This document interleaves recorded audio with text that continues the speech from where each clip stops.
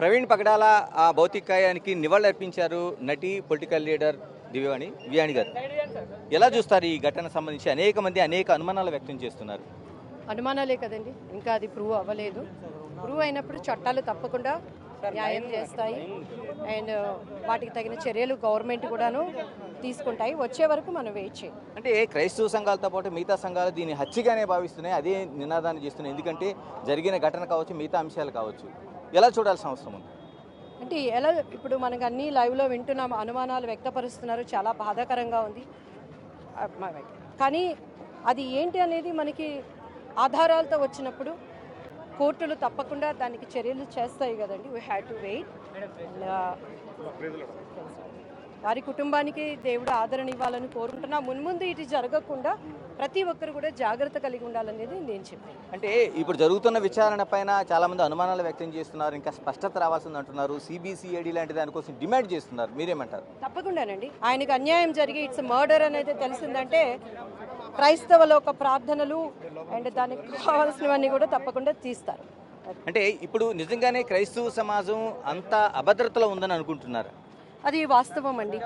ఈరోజు ఏ కులమైనా ఏ మతమైనా మనకి ఒక స్వతంత్రత ఉంది భారతదేశంలో. సర్టన్ క్రైస్తవులు అంటే తక్కువ చూపు, క్రైస్తవులు అంటే ఇలా అనేది అది అన్నింటిలో జరుగుతున్నదే. సో అటువంటి భావన తీసేయాల్సిన బాధ్యత గవర్నమెంట్స్ మీద కూడా. ఏపీ ప్రభుత్వం చేస్తున్న ఏదైతే సమగ్ర విచారణ చేస్తామని చెప్తుంది, దాన్ని మీరు ఎలా చూస్తున్నారు? తప్పకుండా అండి, I trust in Chandrababu Naidu గారు. అది ఒక ఆయన అనుభవం ఉన్న నాయకులు.